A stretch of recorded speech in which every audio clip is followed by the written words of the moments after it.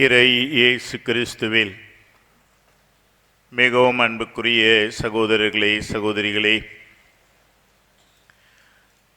குழந்தை இயேசுவை காணிக்கையாக ஆலயத்திலே அன்னை மரியாவும் சூசையும் யூதர்களுடைய சடங்கு முறைப்படி ஒப்புக்கொடுத்த இந்த நிகழ்வை ஆண்டுதோறும் பெருவிழாவாக கொண்டாடும் இந்த வேளையிலே இந்த நெய்வேலி டவுன்ஷிப் பங்கு மக்களாகிய நீங்கள் இந்த நாளை உங்கள் பங்கு பெருவிழாவாக கொண்டாடி கடவுளின் குடும்பமாக கடவுளால் தேர்ந்தெடுக்கப்பட்ட திரு அவை சமூகமாக வாழ முயற்சி எடுக்கும் இந்த வேளையிலே உங்கள் பங்கு பணியாளர்களுக்கும் மற்றும் இங்கு இருக்கின்ற உங்கள் எல்லாருக்கும் என் ஆசீரோடு கூடிய திருவிழா நல்வாழ்த்துக்களை அன்போடு தெரிவித்துக் கொள்கின்றேன். ஆண்டவருடைய அருளாலும் அன்னை மரியாவின் வேண்டுதலாலும் நீங்கள் சூழப்பட்டு வாழ்வுக்கு தேவையான அனைத்து நலன்களையும் ஒருங்கே பெற்று நலமோடும் வளமோடும் கிறிஸ்துவின் ஒளிச்சுடர்களாய் இந்த நாளிலும் இனிவரும் நாட்களிலும் வாழுங்கள் என்று உங்களை அன்போடு வாழ்த்துகிறேன். நண்பர்களே, நாம் கொண்டாடும் இந்த மறைபொருள் நிகழ்வு ஆண்டுதோறும் மற்றும் ஒரு நாளும் அடிக்கடி நீங்கள் கேட்டிருக்கின்ற ஒன்று. அன்னை மரியாவும் சூசையும் பழைய ஏற்பாட்டு விதிப்படி முறைகள் படி குழந்தையை கொண்டு வந்து தேவாலயத்திலே கடவுளுக்கு காணிக்கையாக ஒப்பு கொடுத்தார்கள் என்ற அந்த நிகழ்ச்சியை கொண்டாடுகிறோம். கடவுளுக்கு ஒப்பு கொடுக்கப்பட்ட நிலை என்றால் என்ன? அந்த கடவுளுக்கு ஒப்பு கொடுக்கப்பட்ட ஒரு நிலை நமக்கு கொடுக்கின்ற சவால்களும் பணிகளும் என்ன என்று சில நிமிடங்கள் உங்களோடு சிந்திக்க உங்களை அழைக்கிறேன். நண்பர்களே, ஆங்கிலத்திலே பிரசன்டேஷன் என்று நாம் சொல்லுகின்ற அந்த மறைபொருளை ஒப்பு கொடுத்தல், காணிக்கையாக்குதல் என்று பல வார்த்தைகளால் நாம் சொல்லலாம்.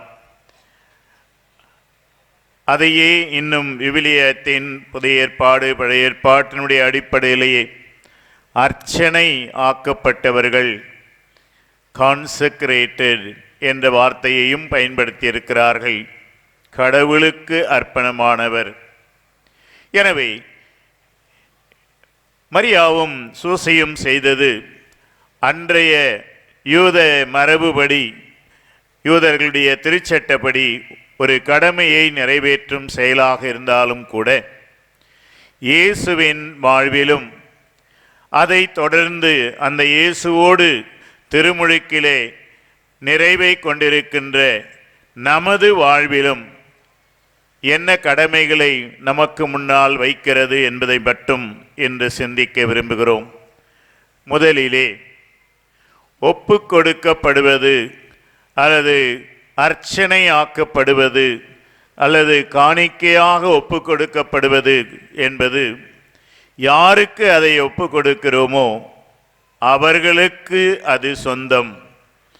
இது கடவுளுக்கு காணிக்கையாக ஒப்பிடப்பட்ட ஒரு பொருள். இது கடவுளுடையது. அந்த வார்த்தையை கவனியுங்கள். இது இதுவரைக்கும் என்னுடையதாக இருந்தது, ஆனால் இந்த நேரத்திலிருந்து அது கடவுளுடையது, கடவுளுக்கு சொந்தமானது, கடவுளுக்கு உரிமை உடையது. அந்த விதத்திலே தான் ஆண்டவர் இயேசு மனிதனாக அவர் உலகத்திலே பிறந்து குழந்தையாக இளைஞனாக வளர்ந்து தன் பணியை செய்கின்ற காலத்திலே தான் கடவுளுக்கு சொந்தமானவர் என்பதை அவர் அறிந்திருந்தார். ஏன், கொஞ்சம் கொஞ்சமாக மற்றவர்களும் அறிய ஆரம்பித்தார்கள். நற்செய்தியிலே பார்க்க வேண்டுமென்றால் அவர் கடவுளுக்கு சொந்தமானவர் என்பதை மிக விரைவாகவே கண்டுகொண்டது உலகினர் என்பதை விட சாத்தான். உங்களுக்கு தெரியும், அவர் ஜெபக்கூடத்திலே போதிக்க எழுந்தபோது அங்கே பேய் பிடித்தவன் ஒருவன் இருந்தான் என்றும், அங்கிருந்து அவன் எழுந்து கத்துகிறான், உமக்கு என்ன இங்கே வேலை? நீர் யார் என்று எனக்கு தெரியும். நீர் கடவுளுக்கு அர்ப்பணமானவர். You are consecrated to God. நீர் கடவுளுக்கு அர்ப்பணமானவர், கடவுளுக்கு ஒப்பு கொடுக்கப்பட்டவர். அப்படி என்றால் கடவுளுக்கு சொந்தமானவர். நண்பர்களே, இந்த சொந்தமாதல் என்ற வார்த்தை நம்முடைய அனுபவத்திலே நம் எல்லாருக்கும் நன்றாக தெரியும்.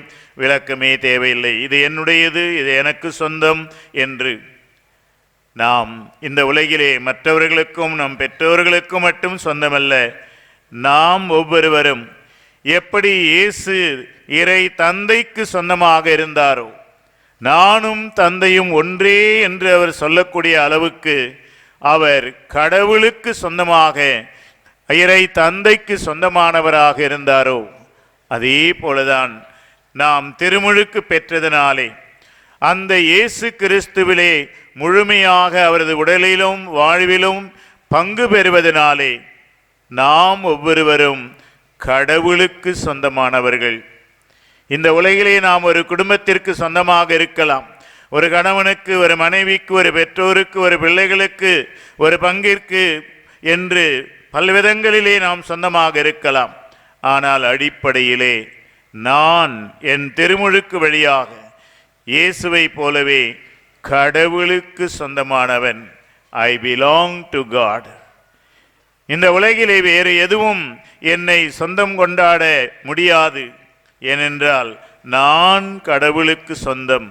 அதற்கு பிறகுதான் உலகத்திற்கும், என்னுடைய பணிக்கும், என்னுடைய குடும்பத்திற்கும், மற்றதற்கும் எல்லாம். எனவே திருமுழுக்கு பெற்ற மனிதன் என்ற முறையிலே இன்று நாம் கடவுளுக்கு ஒப்பு கொடுக்கப்பட்ட, காணிக்கையாக்கப்பட்ட அந்த இயேசுவிடமிருந்து கற்றுக்கொள்வது, நான் கடவுளுக்கு சொந்தம். ஒரு நிமிடம் அப்படியே கண்களை மூடி, என்னுடைய வாழ்வு குடும்பத்திலோ தனி வாழ்விலோ பொது வாழ்விலோ நான் கடவுளுக்கு சொந்தமானவன், நான் கடவுளுக்கு சொந்தமானவள் என்ற அந்த நிலையிலே நாம் வாழ்ந்திருக்கிறோமா?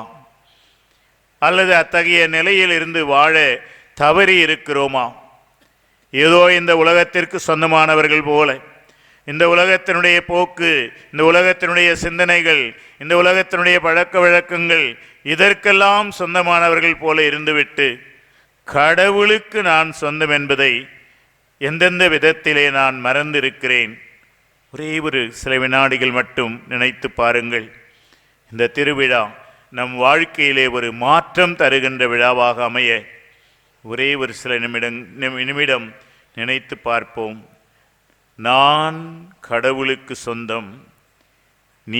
நீங்களே உங்கள் பெயரை உச்சரித்து மனதிற்குள் நான் சிங்கராயன் கடவுளுக்கு சொந்தம், நான் டேஷ் கடவுளுக்கு சொந்தம் என்று பலமுறை சொல்லி பாருங்கள். அப்படி சொல்வது உங்கள் உள்ளத்திலே என்ன உணர்வுகளை தூண்டுகிறது, எழுப்புகிறது என்று பாருங்கள். இந்த உலகத்திலே மற்றவர்களுக்கு ஒரு விதத்திலே நான் சொந்தம், ஆனால் நான் எனது திருமுழுக்கின் வழியாக கடவுளுக்கு ஒப்பு கொடுக்கப்பட்டதனால் கடவுளுக்கு சொந்தம்.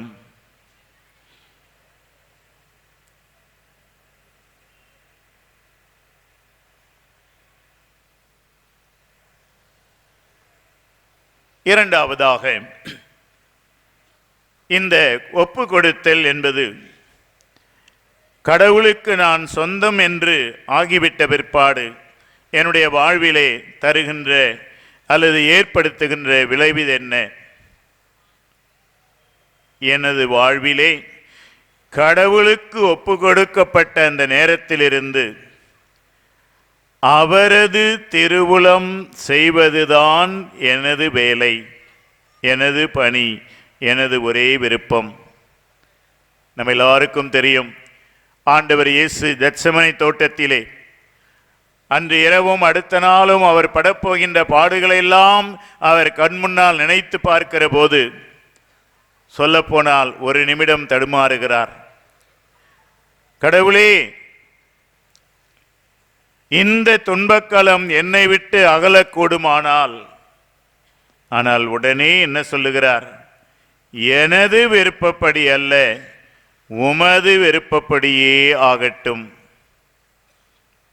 கடவுளுக்கு சொந்தமான ஒரு மனிதனின் வாழ்வு, ஒரு மனிதனின் மனநிலை இதுதான். அன்னை மரியாவின் கபிரியேல் தூதருடைய அந்த நற்செய்தி அறிவிப்புக்கு பிறகு, இதோ நான் கடவுளின் அடிமை, ஆண்டவரின் அடிமை, அவரது விருப்பப்படியே எனக்கு ஆகட்டும். ஆண்டவர் இயேசு, இதோ உமது விருப்பப்படியே எனக்கு ஆகட்டும். இன்று மூன்றாவதால் புனித யோசேப்பு உன் மனைவி மரியாவை இந்த நிலையிலே உன் மனைவியாக ஏற்றுக்கொள்ள அஞ்ச வேண்டாம் என்ற அந்த கனவிலே அவருக்கு அந்த செய்தி வந்தவுடன் உடனே எழுந்து உமது விருப்பப்படியே ஆகட்டும்.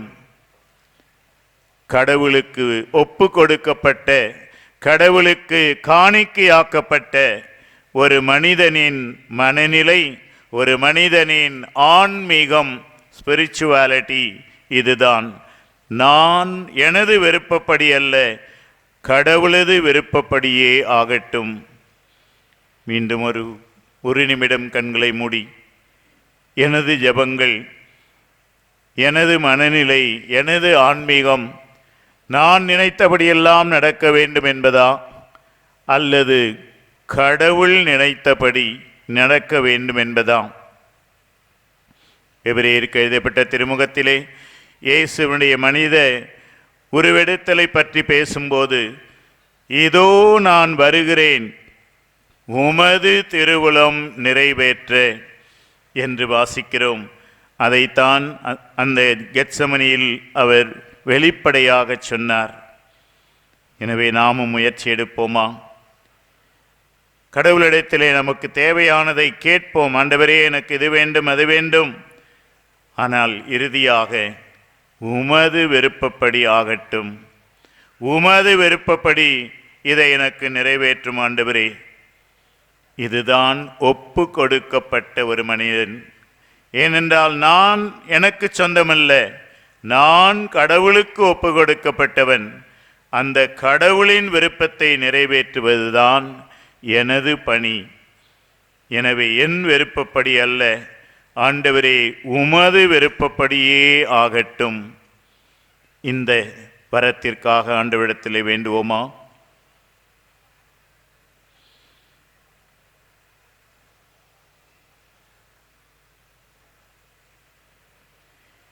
இறைவா, இதோ வருகின்றேன், உம் திருவுள்ளம் நிறைவேற்ற. இறைவா, இதோ வருகின்றேன், உம் திருவுள்ளம் நிறைவேற்ற. சேர்ந்து பாடுவோம். இறைவா, இதோ வருகின்றேன், உம் திருவுள்ளம் நிறைவேற்ற. எனவே கடவுளுக்கு ஒப்பு கொடுக்கப்பட்ட ஆண்டவர் இயேசுவும் அன்னை மரியாவும், கடவுளுக்கு ஒப்பு கொடுக்கப்பட்ட நானும், எனக்கு சொந்தமல்ல, கடவுளுக்கு சொந்தம். எனது விருப்பப்படி செயல்படுவதல்ல, கடவுளுடைய விருப்பப்படி செயல்படுவது. மூன்றாவதாக, இறுதியாக ஒப்பு கொடுக்கப்பட்ட ஒரு மனிதனுடைய பணி என்ன, வேலை என்ன? நம்ம எல்லாருக்கும் தெரியும், நமக்கு ஓய்வே கிடையாது. வீட்டில் இருந்தாலும் வெளியில் இருந்தாலும் ஒன்றுக்கு அடுத்து ஒன்று வேலை வேலை வேலை என்று பணிகள் நிறைய இருக்கின்றன. அப்படி நிறைய பணிகள் செய்யத்தான் நாம் இந்த உலகத்திற்கு வந்திருக்கிறோம். ஆனால் நாம் செய்ய வேண்டிய பணி என்ன? கடவுளுக்கு ஒப்பு கொடுக்கப்பட்ட மனிதர்கள் செய்ய வேண்டிய பணி என்ன? யோவான் நற்செய்தியிலே 4ஆம் அதிகாரத்திலே சமாரிய பெண் அந்த பகுதியிலே சமாரிய பெண்ணோடு இயேசு பேசிக்கொண்டிருக்கிறார். அந்த அம்மா ஊருக்கு போய்விட்டார்கள், எல்லாரையும் கூட்டி வர. அந்த நேரத்தில் சீடர்கள் அங்கே வந்து அவருக்கு சாப்பாடு வாங்கி கொண்டு சாப்பிடுங்கன்னு சொல்லி கொடுக்குறாங்க. இயேசு இல்லை இல்லை, நான் ஏற்கனவே சாப்பிட்டாச்சு அப்படின்னார். இப்போ அவங்களுக்குள்ள பேசிக்கிறாங்க, யாரோ இவருக்கு சாப்பிட்றதுக்கு ஏதோ வாங்கிட்டு வந்து கொடுத்துருப்பாங்களாட்டுங்குது. அப்போது அவர் திரும்பி சொன்னார் அவர்களை பார்த்து, எனது தந்தையினுடைய என் தந்தை எனக்கு கொடுத்த பணியை நிறைவேற்றுவதே எனது உணவு. எனது உணவு என்ன? கடவுள் எனக்கு கொடுத்த பணியை நிறைவேற்றுவது. உணவு என்பது ஒரு மனிதனுடைய வாழ்வுக்கு மிக மிக இன்றியமையாதது. உணவில்லை என்றால் சில நாட்களில் நாம் இறந்து போவோம். அப்படி கடவுளுக்கு ஒப்பு கொடுக்கப்பட்ட ஒரு மனிதனின் வாழ்வில் மிக இன்றியமையாத ஒன்று என்ன என்றால், கடவுள் எனக்கு கொடுத்த பணியை நான் செய்வது. அவரது பணி எனது பணி, அவரது சித்தம் எனது வாழ்வு. நண்பர்களே, இந்த உலகிலே கடவுள் நமக்கு நிறைய பணிகளை கொடுத்திருக்கிறார். குடும்பத்தில் இருக்கின்றவர்களுக்கு, தொழிற்சாலையில் வேலை செய்கின்றவர்களுக்கு, அலுவலகங்களில் வேலை செய்கின்றவர்களுக்கு, பொது வாழ்வில் ஈடுபட்டவர்களுக்கு, எல்லாருக்கும் பல வேலைகளை கொடுத்திருக்கிறார். இந்த பல வேலைகள் கடவுள் நமக்கு கொடுத்தது அவரது திட்டப்படி இதை நாம் செய்வதற்காக. அதையெல்லாம் விட்டு ஏதோ எனக்கு பிடித்தது, எனக்கு நன்மைக்குரியது என்று வேறு எதையாவது நாம் செய்து கொண்டிருந்தால் நாம் ஒப்பு கொடுக்கப்பட்டவர்கள் அல்ல, காணிக்கையாக்கப்பட்டவர்கள் அல்ல. ஏனென்றால் ஒரு காணிக்கையாக்கப்பட்ட ஒரு மனிதனுடைய பணி கடவுள் எனக்கு கொடுத்த வேலையை செய்வது உணவை போல அவ்வளவு எனக்கு முக்கியமானது. மீண்டும் ஒரு முறை இறுதியாக கண்களை மூடி, கடவுளின் பணி அது என் குடும்பத்தை கவனிக்கும் பணி, சமுதாயத்திலே பொதுப்பணி ஆற்றுவது, அல்லது மற்றவர்களை கவனிப்பது, அல்லது நற்செய்தி அறிவிப்பது, இயேசுவை மற்றவர்களுக்கு வாழ்ந்து காட்டுவது, இப்படி கடவுள் எனக்கு கொடுத்த பணி. உணவு எனக்கு எவ்வளவு முக்கியமோ அந்த அளவுக்கு முக்கியமானது கடவுள் எனக்கு கொடுத்த பணி என்ற மனநிலையோடு நான் கடவுளின் பணியை செய்கிறேனா, அல்லது பல நேரங்களில் அதை அப்படியே மறந்தே விட்டு எனக்கு விருப்பமான உலக ரீதியான காரியங்களில் மட்டும் நான் ஈடுபட்டிருக்கின்றேனா? இந்த மூன்றையும் இன்று நாள் முழுவதும் நினைத்து பார்ப்போம். நான் கடவுளுக்கு ஒப்பு கொடுக்கப்பட்டவன் என்றால் இயேசுவை போல கடவுளுக்கு சொந்தமானவர்களாக, கடவுளின் விருப்பத்தை நிறைவேற்றுகின்றவர்களாக, கடவுள் கொடுத்த பணியை செய்கின்றவர்களாக நான் வாழ்ந்தால் அப்போதுதான் நான் ஒப்பு கொடுக்கப்பட்டவன். இல்லை என்றால் அந்த ஒப்பு கொடுக்கப்பட்ட நிலையிலிருந்து நான் தவறியவன் என்று ஆகிவிடும். எனவே இன்று காணிக்கையாக்கப்பட்ட அந்த இயேசுவிடம், அவரை காணிக்கையாக கொடுத்த அந்த மரியா சூசையிடம் கூட இன்று நாம் வேண்டுவோம். கடவுளுக்கு காணிக்கையாக்கப்பட்ட ஒரு மனிதனாக இந்த உலகிலே வாழ்ந்து பணியாற்ற ஆண்டவரே எங்களுக்கு அருள் தாரும். இந்த காணிக்கையாக்கப்பட்ட அந்த நிலையிலிருந்து ஒருபோதும் நான் திரும்பி பார்க்காமல், வேறு திசையிலே திரும்பி விடாமல், அந்த கடவுளை மட்டுமே என் கண்முன் கொண்டு அவருக்கு சொந்தமாக, அவரது சித்தம் செய்பவர்களாக, அவரது பணியை ஈடுபடுகின்றவர்களாக வாழ நம்மையே அர்ப்பணித்து ஒரே ஒரு சிறிய பல்லவியோடு முடிப்போம். இயேசுவின் பின்னால் நானும் செல்வேன், திரும்பி பார்க்க மாட்டேன், திரும்பி பார்க்க மாட்டேன். இயேசுவின் பின்னால் நானும் செல்வேன், திரும்பி பார்க்க மாட்டேன், திரும்பி பார்க்க மாட்டேன். கடவுளுக்கு ஒப்பு கொடுக்கப்பட்ட காணிக்கையாக்கப்பட்ட மனிதர்களாக வாழ்கின்ற அந்த நிலையில் இருந்து வேறு திசையிலே திரும்பி விடாமல் இருக்க வரம் கேட்டு முடிப்போம். இயேசுவின் பின்னால் திரும்பி பார்க்க மாட்டேன், திரும்பி பார்க்க மாட்டேன்.